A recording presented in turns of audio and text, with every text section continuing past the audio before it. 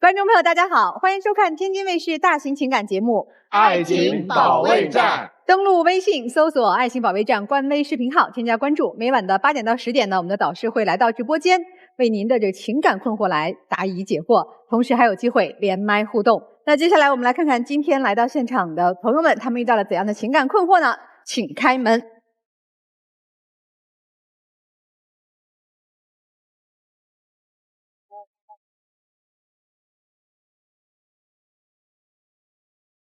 本期第一对情感嘉宾，小周28岁，来自黑龙江，个体；小格26岁，来自黑龙江，个体。他们遇到了怎样的情感困惑呢？我想带他一起去国外发展，可他和他爸妈却提了很多无理的要求，我做不到，他就不跟我走，我真不知道该怎么办了。什么叫无理的要求？我家不也是担心我和他一起去国外受委屈吗？他经常无理取闹，我已经处处包容他了，可是他还是不满意。我今天来就是想问问他，我到底要怎么做，他才能和我一起走？之前和他在国外，他就经常忽略我的感受，有时候还对我大吼大叫。他这样对我，我怎么样和他一起走？哎呦，听来听去就是走还是不走，不走还是走，怎么回事啊？是在国外谈的恋爱吗？不是的，是这样，老师，就是我们是在2022年12月份的时候，然后经过朋友介绍认识的。认识了以后，我们两个就是也是彼此挺喜欢的吧，然后就确定关系就在一起了。他跟我在一起之前，他就告诉我他要出国了，但是那时候我想，我毕竟还年轻嘛，就玩玩呗，那就抱着这个玩玩的心态，我俩就在一起了。就没想到就是在一起之后，这个相处感情越来越好。他出国之后，我承诺说我一定会等他。然后我们经过了一段时间的异国恋之后，他在国外的工作就越来越顺利，我在国内的工作吧就比较坎坷，我就提出了离职，然后他就让我去找他，然后后来我就去找他了。去了之后就发生啥情况？然后呢，对，然后在国外生活了一段时间以后，我们之间就发生了一些小的问题。什么叫小的问题啊？那本来就是小问题啊。我们矛盾是因为一个女生起的，然后我才一气之下回国的，然后他就跟着我回国了。我们就是普通同事，然后本来就没有什么其他，就是什么这种见不得人关系，我也没有喜欢他，然后他这边就非得又多想。就是有一天晚上，他手机就一直响，我就寻思别是有什么重要的事情吧，我得帮他回一下。我打开他手机，我就看见他和一个女生的一个照片当做壁纸，原先他都是用我的这个照片去当壁纸的。因为同事关系嘛，我们两个经常一起出去见客户或者是考察项目什么的。然后这次就是去了那个海边，然后当时风景也挺好的，我就请这个旁边的路人嘛，然后就拍了一张照帮我们俩。然后拍完了以后，我觉得给我拍的还挺好看的，各方面我都挺满意吧，这张照片我就拿来用壁纸了。那个女生压根儿就是喜欢他。你怎么发现的呀？因为我发现这个壁纸的事儿了啊，他跟我解释就是普通同事关系，然后他就说带我去跟那个女生去吃饭，就证明他俩是普通同事关系。对，就是因为我心里也没鬼嘛。那领那个女生跟我去吃饭，那个女生对我特别有敌意，而且很绿茶。就我们一起去吃饭，他开车嘛，我就坐在副驾去接那个女生。那个女生一打开车门就问我：“姐姐，我能坐在副驾吗？我有点晕车。”我觉得副驾就是一个女朋友该坐的地方啊。然后我就瞅向他，他什么话也没说。然后我就问他，我说：“啊，那我该给他让座吗？”他说：“你就给人让呗。”然后我就很生气的，我也是给人让了。而且老师就是他这个女生坐副驾就坐副驾吧，她就很自然的就把手机连上这个蓝牙音乐了，然后就把那个手套箱打开，拿出自己的补妆的产品了，有粉饼有口红的。我觉得这个化妆品是这个女生比较私密性的东西，那怎么就能在她车里呢？这有啥的呢？因为我们两个之前也是，这还不算事儿。我们俩也是之前经常一起出去见客户嘛。那可能见客户之前那补个妆什么的，我觉得也挺正常的。后来我就发现他和这个女生聊天特别频繁，就比我跟我聊天都频繁，就跟他分享日常今天在工作上遇到什么不顺心的事儿，还有什么哪家餐馆好吃，然后我就一气之下就把这个女生给删了，他又给自己偷摸给加回来了。我觉得你根本就是在无理取闹。那你说那我们两个人工作同事关系，你把微信删了，我们俩就不联系了吗？这根本就不现实，好吧？而且我发现这个他还骗我，就是有一回这个女生给他发消息说我喝多了，你能不能来陪陪我？他还骗我，他说我哥们儿出点急事儿那个我得赶紧出趟门。我寻思别再真有什么事儿就让他赶紧出门了。后来我才知道是那个女的喝多了找他，而且他一晚上没回家。因为当时我觉得就是如果我要跟他说，他一定会跟我生气。我觉得多一事不如少一事，我就先出门再说，先走了呗。那你一晚上啊？听我说，老师，然后我就去了嘛，去了他吃饭这个地方，喝酒这个地方，我就把他接回到他家。然后我们两个一进屋，他就吐地上了，我就开始在那打扫呗，给他收拾呗。我在收拾的时候，他就跟我说，他说：“哎呀，你看我喝这么多，我怕我晚上再吐，没人帮我收拾，你要不就别走了，你在这个外面客厅睡吧。”我当时我也挺抗拒的，传出去什么对他也不好，对我也不好。我当时给我另一个男同事打了电话，我说：“这样吧，兄弟，我说你也来吧，要不我俩在这儿也不方便，对吧？你也来，你就当陪我一晚上。”然后我这个男同事也来了，我们两个在客厅，对吧？就将就了一晚上。他一气之下就回国了嘛，然后我也是说挺珍惜我们俩这段感情的，我也是放弃国外这个做了一半的项目，我也是赶回来了。他那天给我打电话就被我爸听见了，我爸就一把手机给夺过去了。他父亲当时这么说的，他说如果你要想带我女儿接着出国，对吧？接着去国外发展，他说也行，但是你们不能说就这么没名没分的走。他意思要先结婚，我说行，叔叔，那你就聊聊这个，咱们就聊聊这个结婚的事吧。他父亲就给我提了3条我根本就接受不了的要求。第一条，首先就是全款房和车，然后第二条是什么呢？第二条是要88万8的彩礼。父母说这个88万8就是全部都给我家跟你结婚，不是说卖姑娘，到时候全都还你，彩礼双倍还你。就是不是说这个钱拿不出来，但是我觉得这80多万是没有必要花在这个彩礼上。我可能拿着它去到时候干点啥，或者是创业，或者怎么，或者是做一个理财，对吧？我觉得这个钱有更重要的这个。反正提了仨要求呗：1房车，2彩礼，第3个呢？如果结婚5年之内不能离婚。如果说5年之内离婚的话，我这个名下的房车还有这个资产，就是这个存款吧，存款什么都归他。就是你不能提离婚，是吧？那他没说，就是2个人不能离婚。就你怕的是刚结婚他提离婚，对，然后那个你的钱房都没了。对，我就是这么觉得。我觉得你说我手里有点钱，最起码我俩连分手的时候，我可能如果没有钱，我连机票这就叫感情不够，钱来凑。其实女孩要的不仅是钱，就她想要这个男人，如果没有她的话，这个男人一无所有了。对，就是车房钱，然后还是不相信感情吗？拿这个压着你点，还多少能有点平衡或者安稳的感觉。你们之间还有什么这个不愉快的吗？那他父母不给我举办婚礼啊，婚礼也不举办，这也是你觉得就说工作忙。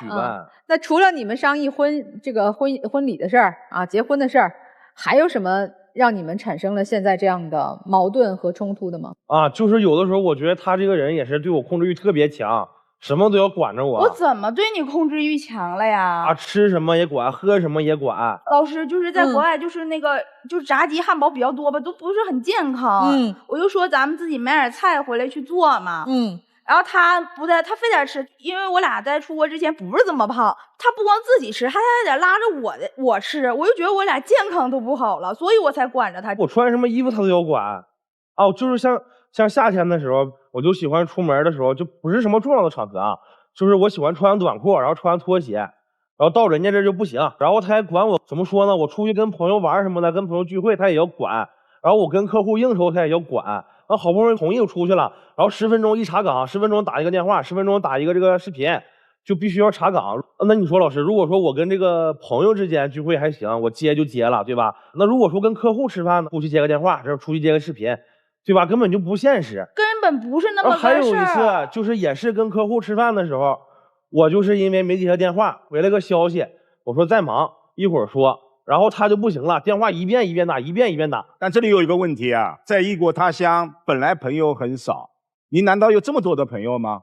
可能就是有一个小圈子嘛，大家都是同龄人，同事也好啊，家附近的这个邻居也好啊，朋友也好啊，大家可能就是都不太爱跟外国人打交道，可能就是这些华人小圈子在一起。那你带上你女朋友啊？怎么说呢？我也想过带她，但是她毕竟是一个女生，我们之间都是哥们儿之间聚会，可能有一些话就是自己哥们儿之间说一些知心话，她去了也不方便。在异国他乡，她根本没有一个朋友，对，就孤零零的在自己家里。她不孤独吗？老师有一次也是，他跟他朋友出去吃饭了，我就缺点日用品嘛，我就下楼超市去买回来吧，就有一个酒鬼叽里呱啦的跟我说啥，我也听不懂，但我感觉有点骚扰那意思，我就挺害怕的。我回家了，我就给他打电话，他一直都不接，然后我就一直哭，等好几个小时之后他才回来。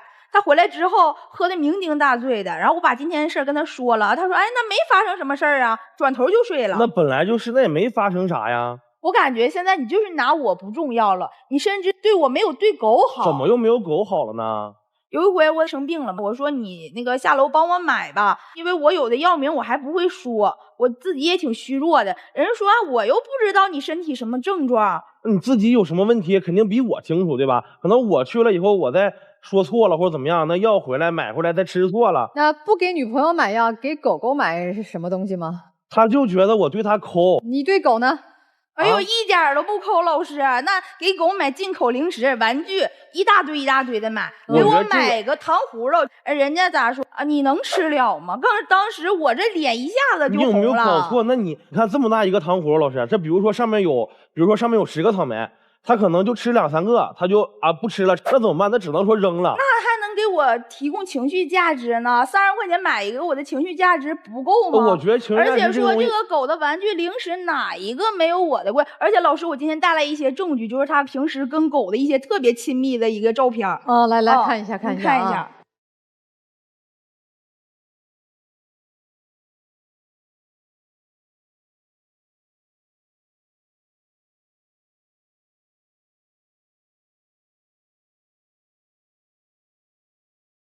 哎，这有和女朋友亲亲抱抱举高高的照片吗？没有，老师，就从来都没有。他下班了就知道遛狗。不是，那怎么能有啥问题吗？那你和狗能一样吗？你自己不知道照顾自己吗？那小狗它知道自己照顾自己吗？再说我给它买零食又怎么了呢？它就能活10几年，对吧？我想让它除了这个吃狗粮以外，多补充点额外的营养，这有错吗？我请问了。没错，对狗狗好没错啊。这女朋友需不需要补充点营养啊？或者是？那她自己平时也吃零食啊？她是自己都能干，那要男朋友干嘛呢？对呀，他对我大吼大叫，老师。干啥大吼大叫了？就还是因为狗对我大吼大叫。我们有一回逛商场。这个狗就拉人商场里了，他当着那么多人的面就对我喊上了。我觉得这也没什么问题，老师是这样的，就是我们2个开车带狗出去就是兜风嘛，算是。我说那咱们就把狗留在车里吧，然后他说不行，必须得带着。我觉得他如果说把这个狗带进商场，他一定是会在商场里边就是随地大小便，我觉得这样就是很不好。你不应该吼你的狗，你吼它。因为我生气的点在于他为什么不听话。你俩前后交往了多长时间了？3年多点。还有必要继续下去吗？我觉得，就我现在一点都不信任他。我觉得这个我从国外回来就挺足以证明，就是我这个诚意了。我觉得，如果我跟你结婚，你能留在国内，你就不要出国了。怎么说呢？我国外那个项目你也知道，他跟了一半。我如果说现在不去了的话，他可能那跟完就走不了。跟完要多长时间？来说个时间。可能还有2年吧。还有2年，能不能等？我给你提3个条件，就是说能不能跟这个女同事不再联系了？能不能多照顾照顾我？能不能跟狗不要那么亲近了？我跟你一条一条说吧。就第1条，你说不跟这个女同事联系，我只能跟你保证不私下联系，就除了工作。第2个，能不能多照顾她？可以啊，因为我也是想解决问题，我也是想好好的就是跟她长久走下去嘛。能不能给她多买点零食，少给狗买点零食？行，没问题。哎呀，小两口，这男生说的话信吧？不信，我不信。那你有啥建议呀？我以一个过来人的经验来说吧，就是他这样子，我肯定是不会跟他结婚的。我觉得现在一个男人正在事业上升期嘛，他难免会忽略一些身边人的感受，可能就是忙起来上头了，对吗？我觉得他们现在最大的问题，可能就像北大哥说的一样，他们那个结婚的那些不平等条约，这个条约如果摆在我面前，我肯定是不会接受的。在恋爱过程当中，有一种最危险的关系，那就是异性朋友比自己的女朋友还重要。很显然，在国外的那一个女同事，在你眼里比她重要的多。你如果还坚守，那就会失去爱情。女生她追随你而来，这表达的是一种爱。她到了那里没有社交圈，同时一个人在家里很孤独，他需要的就是呵护、陪伴、关爱，但是你确实没给他。如果对一个女生真的痴情，婚姻那就是最好最优的表达。做父亲的也明白，到了国外是有离婚风险的，哪怕国内结了婚再出国，女儿依然存在风险。他为什么这么多虑？是因为在他眼里，你在国外也有了前科，对他女儿并不好，而且和异性走得这么近。做老父亲的当然这种刁难是叫无可奈何，他明白这3条条条苛刻，条条让你无法忍受。做父亲的最好的愿望是你知难而退。所以现在我们撇开这一个不平等的协议，而是看你们2个人是不是真心相爱。他对你的信任已经打折，这就需要你去证明自己。你们如果说还想维系这一段爱情留在国内，那一定是一个最好的平台和空间。我觉得对于一段爱情来说，最可怕的东西就是你们还没有携手，就已经开始有人去想好退路。爱情当中最幸福的感觉叫相依为命。你们是出国了，语言都不通，当地的文化都不懂，你就在国内，你换一座城市，你都知道2个人在这座城市当中谁都不认识，要相依为命的那种感觉。回到家我就想见到你，你也不惦记他，你有你的朋友，你有你的同事，你有你的狗，但他只有你。你这么做真的是伤了一个女孩子对于幸福唯一的期待。另外，女孩，我觉得你把你刚才说的这3个条件，你想一想，你把自己和绿茶同事放在一起比，你是那种品质的人吗？你会去撬别人男朋友吗？品质上都不一样，哪有可比性？你和狗去比，宠物一起养大，那也叫家人，你是它的主人，你跟它比什么呢？其实它只是因为它要你陪伴它，专心看它的时间是不够的。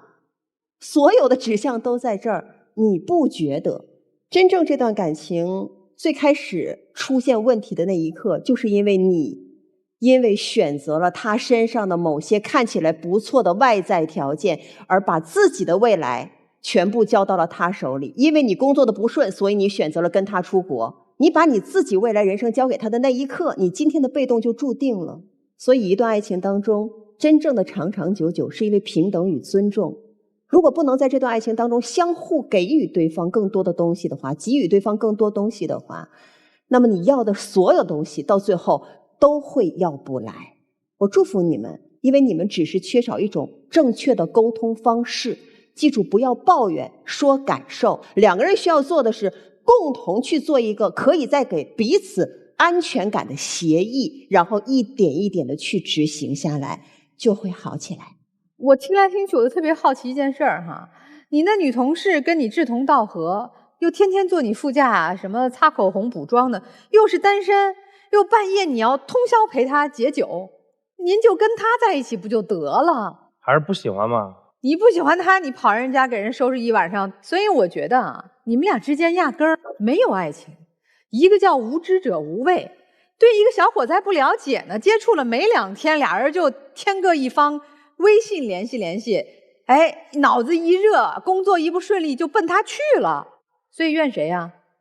谁也别怨，怨自己的选择出了问题，怨自己的无知导致了自己今天这样的结局。那你及时止损就好了嘛，你这个前面做的挺好的，我看不惯，我受不了，对吧？我也努力了，那我回国了，回来就回来了，你又接他电话干嘛？跟他提什么结婚的条件？有什么好提的呀？金山银山都不嫁。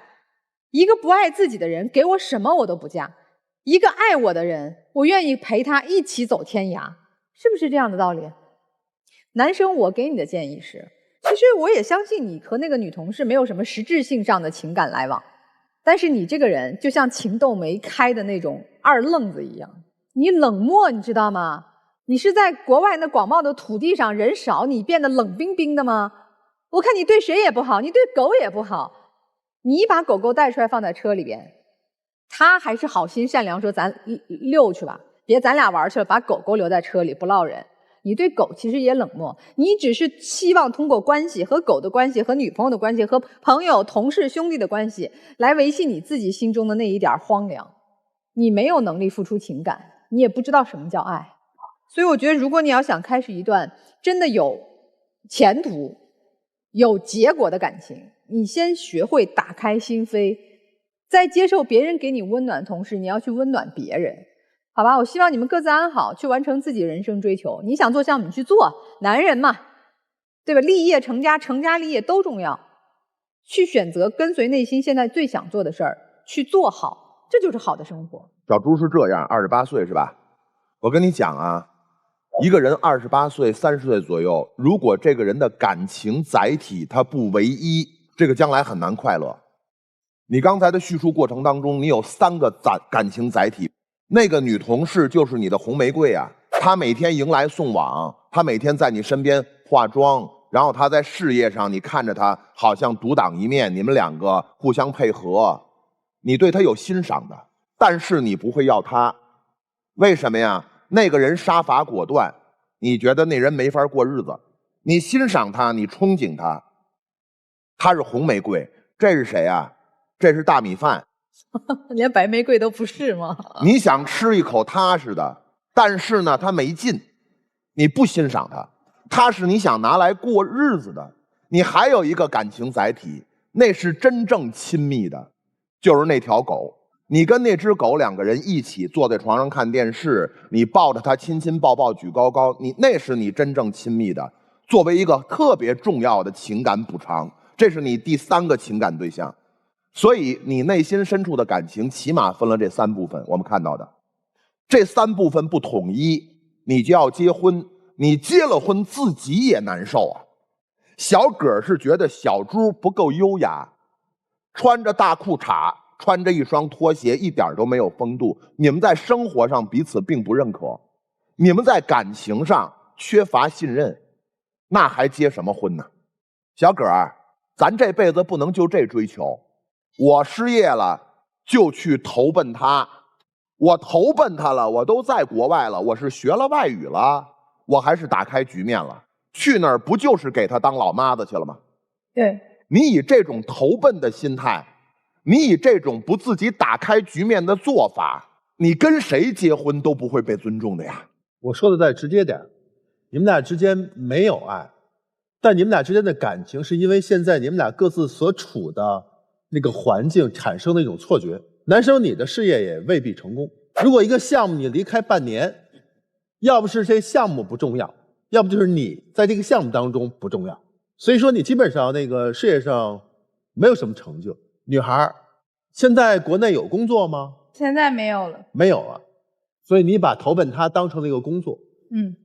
当你去到另外一个地方的时候，你是回避现在眼前的一个问题。你到异乡之后，你的孤独感会放大对他的依赖，你这种付出感又转化为对他的控制。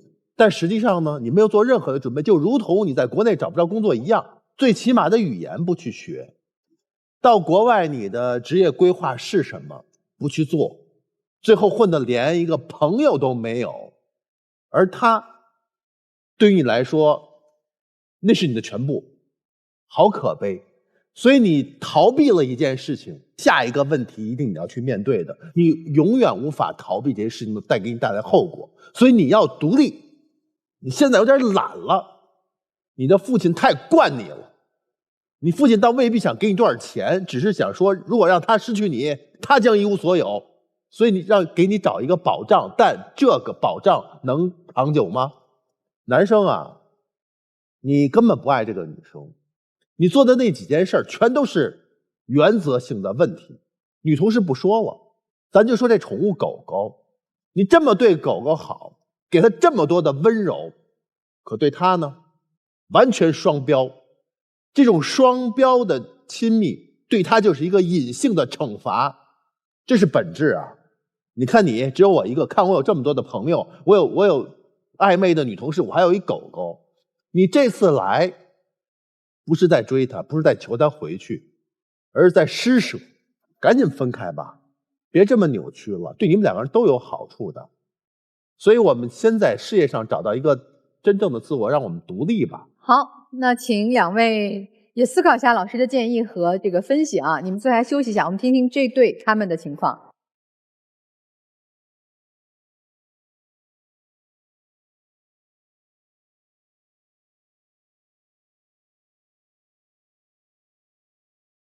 本期第2对情感嘉宾，黄先生26岁，来自河北，公司职员；刘女士26岁，来自河北，全职妈妈。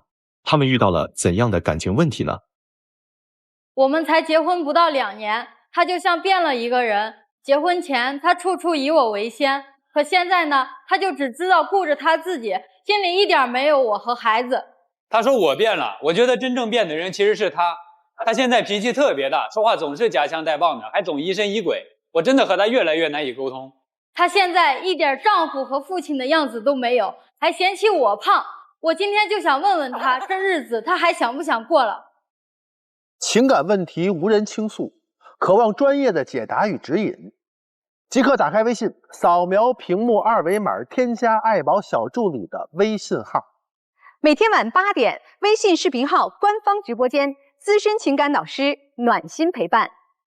前100名添加的朋友还可以免费领取情感沟通课。让我们祝您解锁生活幸福秘籍。哎呀，这哪像刚结婚2年的小夫妻啊，怎么就过不下去了呢都？就我们2个人是在22年的时候是经朋友介绍认识的，相处了大概不到1年吧，我们就订婚结婚了。然后到现在我们结婚2年多，有一个9个月大的孩子，现在是。这听起来一开始多顺利啊！但是他现在生完孩子以后，他整个人就性情大变。他以前跟我说话的时候很温柔，你看他现在说话，我怎么就性情大变了？是你变了，好吧？我哪儿变了？孩子刚出生的时候，你不关心我，也不关心孩子。我妈帮我看孩子，她当时呢还顾忌着我妈在这儿，然后也帮我看一下。后来我妈走了，她就完全不看孩子。我怎么就完全不看？我有在看呢。老师，你知道她是怎么看的吗？她就抱着孩子也不动，那孩子不得哄吗？那孩子他不亲我，他一到我这儿，他一直往外扯，都跟掉下去似的。我怎么着？我能一直就那样让他哭着让他闹吗？那孩子要换纸尿裤，他就也是找我。我自己一个人我不会换，他非得让我跟他一块换。那就算我不看这孩子行吧？我看孩子看得少，那我也干别的了呀，是不是？我洗衣服什么的，我做饭我都干了呀。说到做饭，至少你给孩子从来没有做过辅食。我不会做小孩吃的那些辅食呀。但是他给你做饭吗？他给我做饭，难道他不吃吗？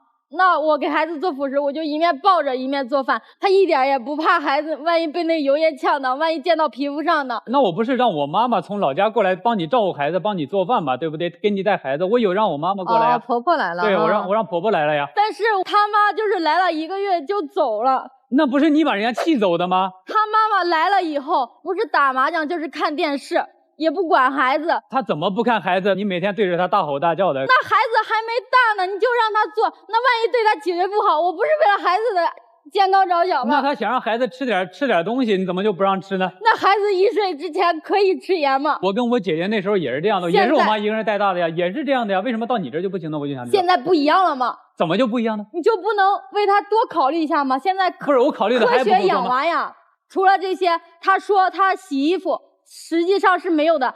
到现在那个衣服一直是我自己洗，我不止洗孩子的衣服，我还要帮他洗衣服。他妈还区别对待，他一点也看不起我。我觉得我在他们家没把我当回事儿。就是他姐来的时候，我婆婆给他做一堆好吃的。他闺女走了之后，我在家就不是这样子了。那怎么说，各位老师，嫁出去的姑娘回娘家那就是客，招待一下，很正常的事情嘛，不是这样子的。对不对？你拿这个跟人家做比较干什么呢？我觉得他根本就没有看不起我。为啥会看不起你呀？就是我买的东西就直接给他外甥女儿外孙吃，就没有经过我的同意。那是我最喜欢吃的螺蛳粉，家里人也都知道，我就买了2包。你自己你口味那么重，你那些东西你现在哺乳期你不能吃那些东西。真是姑娘，你不得吃点有营养的东西吗？啊，对呀，那东西也没营养。我不是站你这边啊。我觉得我有孩子也不能剥夺我想吃一点别的东西的权利吧。孩子不能吃盐，你可以吃螺蛳粉。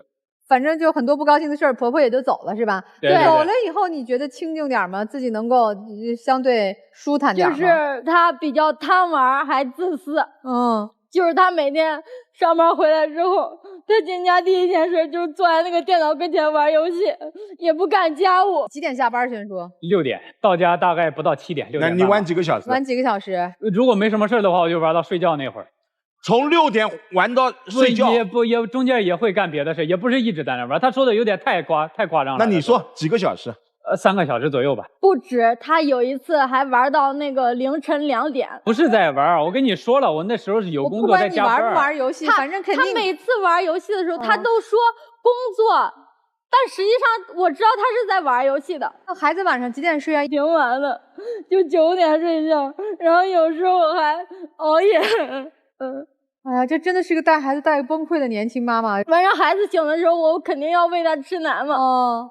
然后呢，他就有时候他也不是不醒，他醒了他也不管，那我自己喂他吃奶。他不管拍拍嗝啊什么的，你喂完奶他哄孩子不管吗？不管。我又不是完全不管，老师你不要听他在那瞎说。我觉得你有个概念在偷换，你偶尔去做一件事儿和这个事情你一直都是固定你去做一件事儿是合作的，这是2个概念。你承认自己贪玩吗？那我承认我确实有一点。最主要是他玩游戏就算了，还要充钱，那钱你存着留给孩子花不行吗？我那都是小钱呀，每个月交多少钱给你？4、5千吧。他工资多少？6000左右。6000。那也就留的最多也就500、1000的，1000左右。但是他有时候接一些别的活儿，然后挣一些钱，他就从来都不告诉我。他还买一些鼠标和键盘，什么手感不一样，买了好多个。那本来就是这样嘛，你又不懂这些，对不对？那好，那这个我不懂。那他买书，其实他买书是好事吧？但是他买书不看呀，那书买了那么多，都在家里那堆着，不占地儿吗？咱家有多少地儿啊？买啥书啊？什么书都有吧，我比较看得全一点。你太太管钱管得怎么样？除了一方面不好，其他都挺好。哪方面不好？他不是有一个弟弟吗？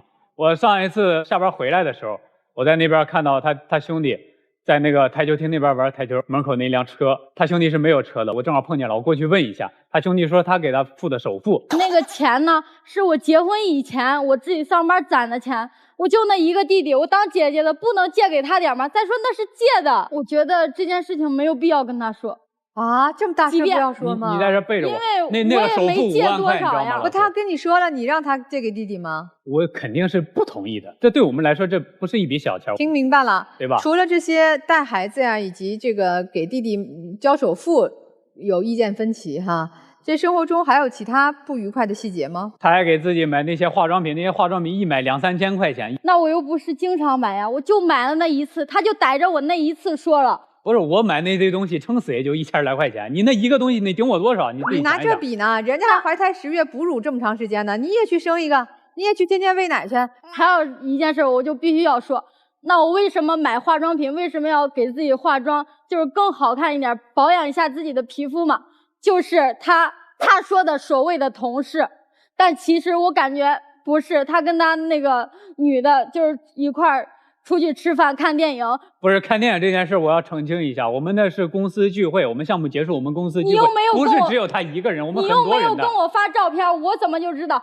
老师们，你知道我是怎么发现的吗？就是有一天他下班回家，他说他有点累，说躺一会儿。那我说那你躺一会儿吧。我看他手机一弹出来一条消息，然后我就看一下，翻了翻，他就是跟别的女的一块出去看电影，然后还约好下周末去哪儿吃饭。从这件事情以后，我就翻他的手机，他们单位就是他说是新来了一个同事，就是也是个女的，领导说让他带着那个女同事。那我是老员工嘛，你带他就带他就算了，你为什么还要跟他一块出去吃饭呢？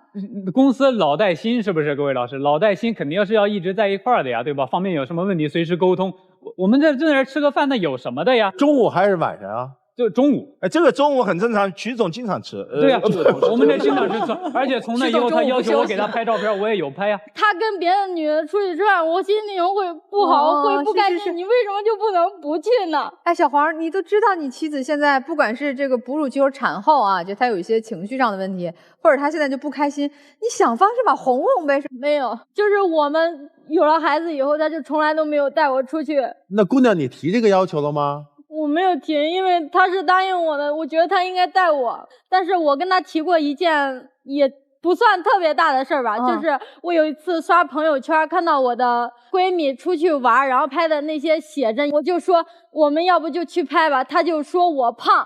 也不是这么说的，我主要是为孩子考虑。我觉得孩子在家里，对吧？出去乱跑远路多不方便。孩子是人，妈不是。孩子得跟着妈妈，是不是？孩子不能那就带着孩子一起拍好了。带着孩子太不方便了，我是觉得。他就是觉得麻烦，他就想在家待着。这是小事儿，就是我有一件特别大的事儿，就想让他同意嘛。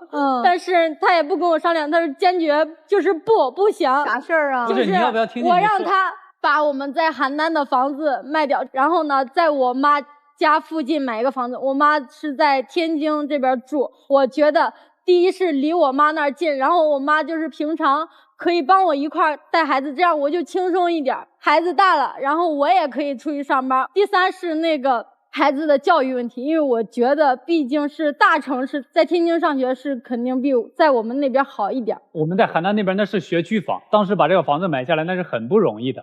你的工作在哪里？也在邯郸，就在。那也就是说，意味着一旦调整房子，你就要辞去邯郸的工作。就是我们没结婚之前，他在北京工作，以前为了我都可以把北京的工作辞掉，为什么不能现在就把那个房子卖了呢？你换工作的事儿，你能跟这个卖房子这两件能相提并论吗？老师，怎么就不能相提并论吗？怎么就不能相提并论？这是一个概念。他只不过是换了一个地方而已啊。你这个卖房子，然后换一个地儿。工作都得要做变动，这是关键。对，就想离妈妈近一点，能听懂吗？就是想离妈近一点。是一部分的原因，但绝不是全部。没有，你是想离你爸你妈更近一点，让他觉得他是有娘家可回的，他的委屈是可以有地方安置的。这是回到谁的地盘上的问题。房子的事儿听懂了，这个大事儿他不同意，小事儿他也不同意。我真的觉得他变了。他以前呢？我们去游乐园玩，他提前1天做的攻略，但是现在我们出去我妈那儿串亲戚，然后呢，我想坐大巴，因为坐大巴直接到我们家门口更方便一点，然后价格上也便宜一点，他就非得不。他那个大巴车上面那个气味又大，那个空间也小，在那上面坐着，我头也疼，我脚也麻，你让我跟着你坐那个车回去。我浑身很不舒服，你知道吗？我让你跟着我坐火车、坐高铁似的，实在不行，我们去找一辆车，我们自驾开回去，你都不同意，你为什么就非得坐那个大巴车呢？那坐高铁不贵吗？你说借别人车，不又得是人情世故吗？你不得还吗？再说了，你那开车的技术，你自己心里没点数吗？你就不能为了你老婆认为重要的事情，稍微随着她点的心吗？哎，不说了，没事吧？还有事吗？我这听得我的头都晕了。还有事儿？还有，他老是说我脾气大啊，确实大。他说我产后抑郁，确实有一点。我觉得我没有啊。你先别说话，你就火上浇油。我跟你说，他的脾气大和产后抑郁都是你给气出来的。他有点冷漠无情，因为我不跟他大声说话，他根本就不干我的事情。就是有时候我让他倒个垃圾，跟他说得说好长时间，他才去干一件事情。就每次都是。他还有跟你就是亲亲抱抱这种亲密吗？就很少，就是嫌弃嘛。嫌弃？我可没有嫌弃你啊，我没嫌弃你啊，我都是很正常的啊。你让我去干活的时候，你让我干什么我都没干。本来就是嘛，你又没有认真的去干。我怎么没有认真干？我就正常的在干啊，对不对？小黄，我再问一遍，你对他还有亲亲抱抱举高高吗？有，可能我觉得现在老夫老妻了，不用那么频繁，跟谈恋爱那会儿一样嘛，腻腻歪歪的。我们才结婚2年，他就跟我说你才20年以前腻腻歪歪了哈。以前你们腻腻歪歪吗？有过，就是结婚以前我们2个人走个路都要拉一下手，但是现在就是他走在前面，然后我抱着孩子在后面。还有一件事，除了这些，我觉得他一点也不关心孩子。我觉得他一点丈夫的样子都没有。我觉得孩子是我自己一个人的，我觉得孩子跟他没有关系。咋了？那啥事儿啊？就是孩子从出生以后用的纸尿裤基本上都是我买的。就是有一次我让他去买，然后呢，他把那尺码买错了。我买错了，你告诉我一声不就行了吗？不是你至于我买错了以后，你至于一天到晚一直跟我歇斯底里的说吗？我稍微打断你一下啊，你还想把家里的日子往好了过吗？我肯定是想好好过的，各位老师。我先不管你在家里什么状态，你今天在场上，他说一句你顶一句，他说一句你辩解一句，这个状态他能把日子过好吗？刘女士还想把这日子继续好好的过下去吗？有点想，但有点不想。我想的原因是，如果我要是跟他离了，那我的孩子怎么办？你是在把自己的情绪当武器吗？你在把自己的情绪当武器，然后要求你的丈夫顾及到你的情绪，然后不断的让步，满足你各种要求。你的要求有合理有不合理。你合理的要求，你用不着哭，我们也会要求你丈夫满足。你不合理的要求，你就算再哭，你别忘了，我治了一辈子抑郁症，我知道他们是怎么用情绪得寸进尺的。我觉得就是2位年轻的新手爸爸妈妈小夫妻，其实我觉得都是想用心好好过日子的。是。但是怎么就遇到了眼前的困境哈，这妻子这么的不开心，你看从头到尾一直在哭，一直在大声的斥责，什么都不满意，怎么办呢？听听老师们的建议啊。做妻子的总是盼望着自己的丈夫待自己如初恋，其实夫妻都应该扪心自问，是一个人变了，还是两个人变了？我的理解是因为走进了婚姻，都展现出了各自真实的自我，说变都变了。这位妻子，你有没有变化？尤其是你的婆婆来照顾你和照顾宝宝，我们不感恩就不说了，但是在过程当中，我分明的感觉你有好几处也呈现出了对婆婆的刁难。但是做丈夫的，我认为男人最重要的就是在婚姻当中去释放我们的责任感。有一点你做得很好，辛辛苦苦6000块钱的工资，5000交给自己的妻子，但是她刚刚生孩子，她身体脆弱，情绪波动，在这样的状况下，我们做丈夫的，我哪怕把牙齿咬碎，我该迁就的迁就，该容忍的容忍。最好的夫妻方式在我眼里就是商量。最后送你们一句中国的古语，不要夫妻千担粮，只要夫妻好商量。任何事情我们有商有量，就和和美美。女孩子，我要告诉你，首先你有一天你会明白，在孩子没上幼儿园之前是一件多么幸福的事。因为在这个过程当中，你要全心全意的去感受一个小生命对你的依赖托付，它会带给你这个世界，就你所有的疲惫，所有的不快乐，在看到它那一刻全部都会烟消云散。好好珍惜这几年，不要在这一刻当着孩子的面在家里天天乌烟瘴气的，要么就哭天抹泪，要么就互相指责。带着孩子常出去晒太阳，太阳光对孩子不仅好，对你现在的情绪会更好。另外很多事情在这个家里，如果你能做好，比如说10个月了，想要出去照一个合影，照一套写真，不用征求他的意见，你的财政这个月的规划当中可以拿出这部分支出，就去做一个幸福的决定，他参与就好。你做一个幸福的妈妈，他会变得主动被你吸引去参与过来。但是你天天逼着他说你必须来过来帮忙，你必须这样做那样做，他会主动的跑，去安安静静的享受你成为母亲的这个幸福的过程。其实你幸福就好，孩子幸福就好，把这些年好好过好。至于男生，我觉得你要把你自己本身这种趾高气昂的感觉收一收，做的所有的事情理直气壮和趾高气昂不一样。买那么多书还是要看的，别放在那里对自己就是个安慰，觉得我是个读书人。你买书和于老师买书一定不一样。先说说女生啊，有一个9个月的宝宝，挺健康的吧？小朋友还挺可爱的，是吧？该吃吃，该睡睡啊。有一个丈夫挣的钱90%吧，80多吧，都交给妻子。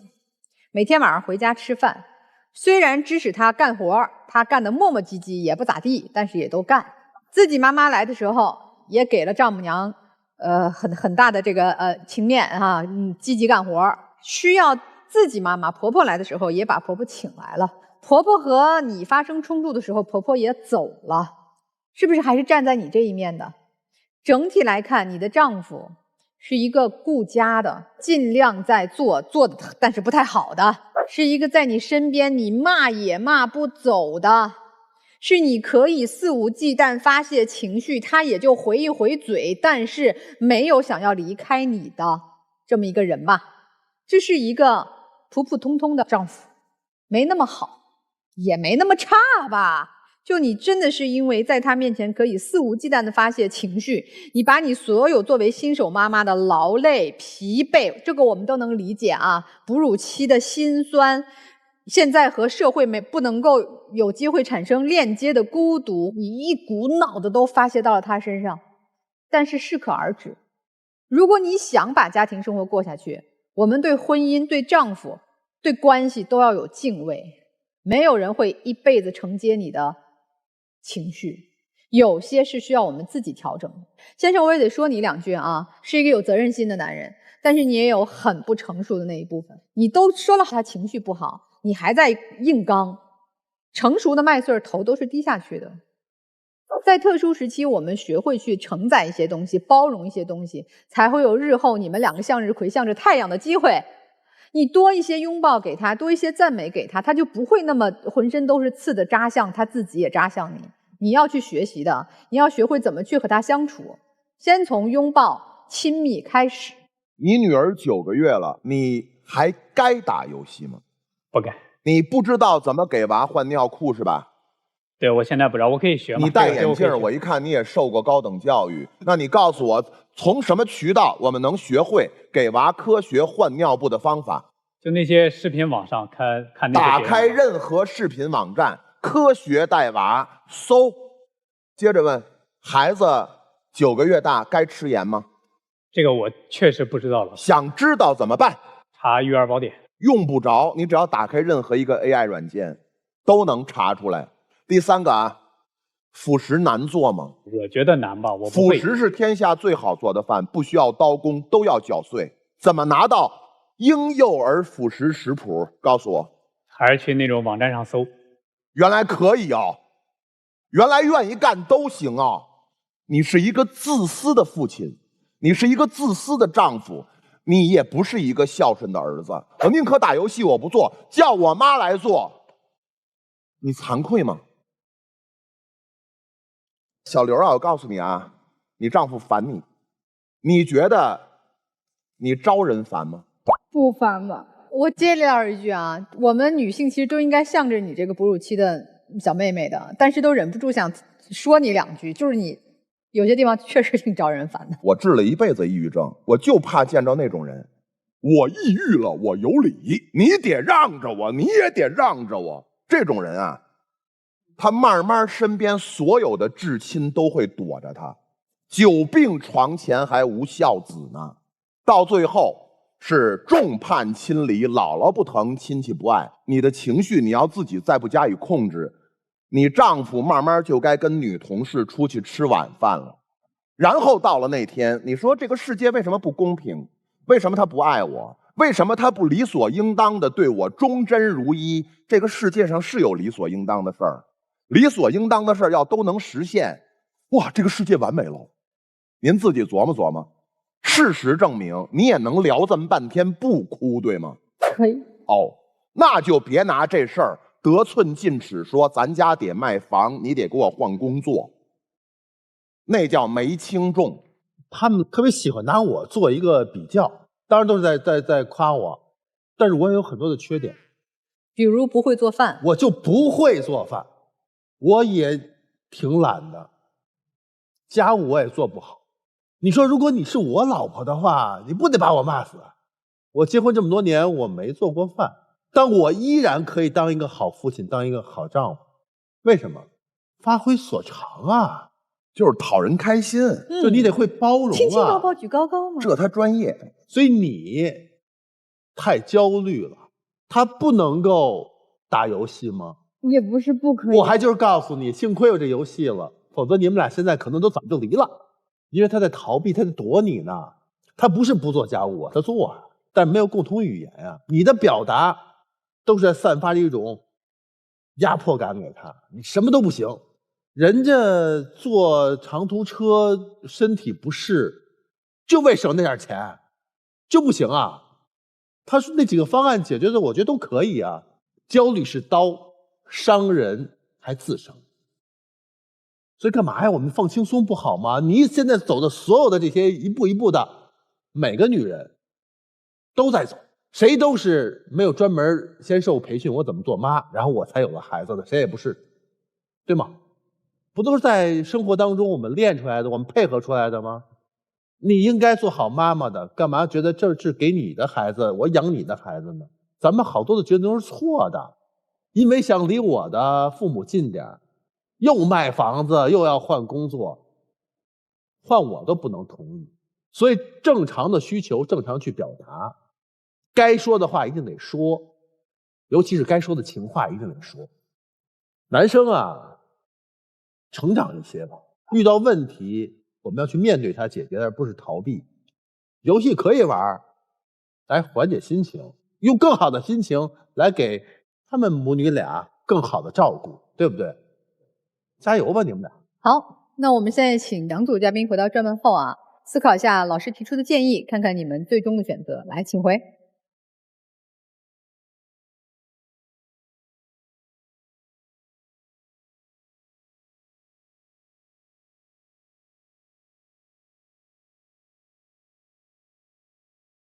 登录微信搜索“爱情保卫战”官微视频号，添加关注。每晚的8点到10点呢，我们的导师会来到直播间，为您的这个情感困惑来答疑解惑，同时还有机会连麦互动。有情感困惑的观众朋友呢，可以通过登录微信搜索“爱情保卫战”官微公众号、视频号，不收取任何费用，小心上当受骗。好，我们来看一下第一组情侣吧，他们会做出怎样的选择呢？是结婚吗？估计结婚是不可能了。我认为出来的可能性很大。来看看他们的选择吧。不出来了是吧？不会出来啊。来，我觉得他俩还挺有夫妻相。我认为可能会达成协议，就留在国内了。对。哎呀，这有点难度，我看看他们的选择吧啊！来，请开门。哎，真没有。男生可能还是要出国，女生可能不愿意再等待。好，不管他们未来何去何从吧，还是希望都能找到心安之处啊。那接下来看看我们第二对夫妻吧，他们肯定还是会出来的，但是这对肯定出来以后决定怎么去过这个小日子啊。哎呀，来，请开门。情感问题无人倾诉，渴望专业的解答与指引，即刻打开微信，扫描屏幕二维码，添加爱宝小助理的微信号。每天晚8点，微信视频号官方直播间，资深情感导师暖心陪伴。前100名添加的朋友还可以免费领取情感沟通课。让我们助您解锁生活幸福秘籍。请开门，看看他们的选择。他明白了。吓我一跳。对。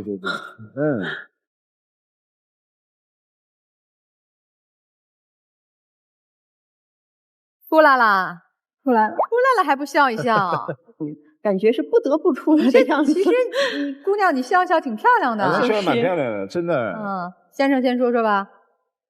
非常感谢各位老师的调解。你感谢我们没有用，跟你太太说两句。也感谢我老婆的认可和理解，谢谢老板。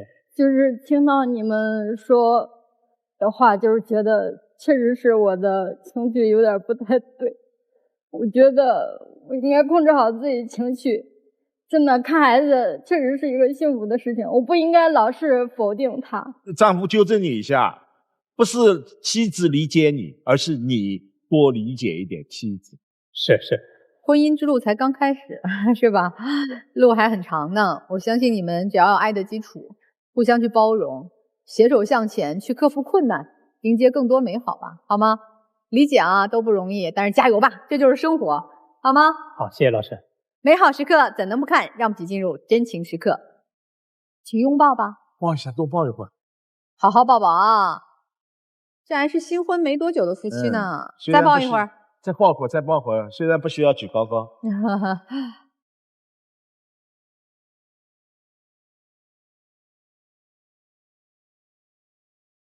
好，请亮灯吧。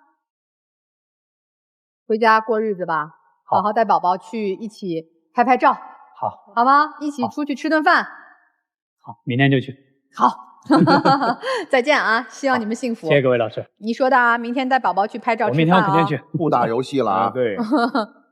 哎，其实看到他们小夫妻，也看到很多这种小家庭的这种缩影哈。可能很多人都在经历这样的过程，但是相信我们只要彼此相爱，有责任，总能度过这个比较难的时候。哎，希望所有人的婚姻家庭都能够幸福长久。那感谢观众朋友的收看和陪伴，我们下次再会了。